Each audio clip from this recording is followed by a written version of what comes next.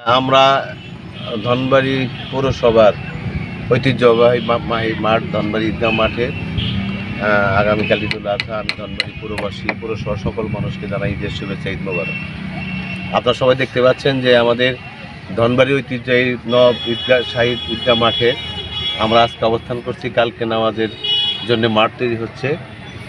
আমি সকলকে বলবো, সকল মুসল্লিদেরকে বলবো, আমাদের এই কেন্দ্রীয় ঈদগাহ মাঠে সকাল 8:30টায় সবাইকে ঈদের নামাজ আদায় করার জন্য উপস্থিত হওয়ার জন্য সবাইকে অনুরোধ জানাচ্ছি। আসলে আমরা ধনবাড়ির মানুষ, আমাদের ঐতিহ্য ঈদগাহ মাঠ, এটাকে আমি মেয়র আজ 3 বছর, প্রায় 3.5 বছর আমার একটা প্রচেষ্টা যে ধনবাড়ি কেন্দ্র এই ঈদগাহ মাঠটাকে সুন্দরভাবে মুসল্লিদের জন্য একটু উপযোগী করে তোলার আমি চেষ্টা করতেছি। আপনারা দেখছেন যে আজকেও সুন্দর কাজ হচ্ছে। কালকে আমরা সকলেই আমাদের আশা প্রত্যাশা আল্লাহর কাছে আমরা আবেদন করছি, আল্লাহর কাছে চাই যে আমরা এই নামাজটি ঈদুল আজহার নামাজ সুন্দরভাবে কুরবানি দেবো। আমরা সকলে ঈদের আনন্দ ধনবাড়ির সকল মানুষ ভাগাভাগি করে নেব। আপনারা জানেন যে ধনবাড়ি উপজেলার মধ্যে টাঙ্গাইল জেলার মধ্যে সবচেয়ে বড় একটি ঈদগাহ মাঠের ধনবাড়ি মাঠ। এটাকে রক্ষা করা, এর পবিত্রতা রক্ষা করা আমি মনে করি সকলের দায়িত্ব। আমার উপর অর্পিত দায়িত্ব আমি পালন করার চেষ্টা করছি।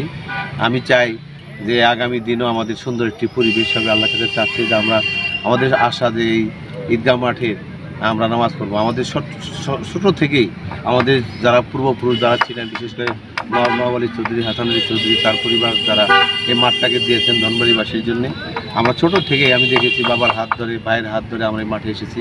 এখানে অনেকে উপস্থিত, সকলের প্রত্যাশা, ধনবাড়ি সকলের প্রত্যাশা আমরা সকলে ঈদগাহ মাঠে নামাজ পড়বো। ধনবাড়ি আল্লাহ পাক যেন এই প্রত্যাশা পূরণ করেন। আমি ধনবাড়ি পৌরসভার সকল মানুষকেই, বিশেষ করে ধনবাড়ি উপজেলার সকল মানুষকেই আমি অনুরোধ করছি, আপনাকে দাওয়াত দিচ্ছি যে ধনবাড়ি পৌরসভার এই কেন্দ্রীয় ঈদগাহ মাঠে আপনারা নামাজ পড়বেন। সকলে সকাল 8:30টায় জামাত অনুষ্ঠিত হবে এবং আমরা আমাদের চেষ্টা অব্যাহত রাখবো। অনেক মুসল্লিদের প্রত্যাশা ছিল, গত ঈদুল ফিতরে অনেক লোকজনের সমাগম হয়েছিল একটা পরিবেশ সৃষ্টি করার জন্য। সেদিন কথা দিয়েছিলাম যে আগামী ঈদুল আজহায়ও আমরা একটা পরিবেশ সৃষ্টি করবো ইনশাল্লাহ। তো আমরা সামনে যে পুকুর দেখতেছেন, ঐতিহ্যবাহী এই ধনবাড়ি ঈদগাহ মাঠটাকে আমি একটি পরিপূর্ণভাবে মানুষের নামাজ পড়ার জন্যে, পবিত্রতা রক্ষা করার জন্যে আমি চেষ্টা করব যতদিন আছে ইনশাল্লাহ। এবং এই পুকুরের চতুর্পাশে আমরা গাইডওয়াল দিয়ে মাটি ভরাট করব।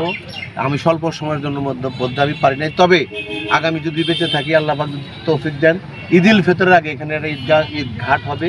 চতুর্পাশে আমরা গাইডওয়াল করে এখানে সুন্দর সুন্দর কিছু ফুল গাছ, কিছু দামি দামি গাছ লাগিয়ে একটা সৌন্দর্য বৃদ্ধিকরণের জন্য আমি কাজ করব। আমি ধনবাড়ি পৌরসভার সকল মানুষের কাছে দোয়া চাই, সহযোগিতা চাই, দোয়া করবেন। আমরা যেন আমার যে লক্ষ্য আমি যেটা চাচ্ছি মনে মনে, আল্লাহ পাক যেন সেই কাজটি আমার করা তৌফিক দান করেন। আমি আবারও ধনবাড়ি পৌরসভার সকলকেই আমি ঈদের শুভেচ্ছা জানাই এবং সকলে মিলে আমরা ঈদগাহ মাঠে আসবো এবং কুরবানি করব। আমাদের বাচ্চা ছেলে মেয়েদেরকে নিয়ে আমরা ঈদের আনন্দ করব। একটি কথা বলে যাই যে যেহেতু কুরবানির সময় অনেকে যত্রতত্র আপনারা কুরবানি দেবেন, এদিক ওদিকে আপনারা ফেলবেন, যথা জায়গায় নির্দিষ্ট স্থানে আপনারা সেই কুরবানির যে অবশিষ্টগুলো রাখবেন। ধনবাড়ি পৌরসভা সেটা যেন সুন্দরভাবে পরিষ্কার করতে পারে এবং সেটা যেন অবশ্যই এটা দুর্গন্ধ না হয় এবং এটা যেন একটা বড় ধরনের একটা অসুখ বিসুখ না হয়, সেই জন্য আপনারা খেয়াল করবেন। আমাদের পৌরসভাটাকে আমরা পরিচ্ছন্ন করতে চাই, সুন্দর করে সাজাতে চাই, আলোকিত করতে চাই।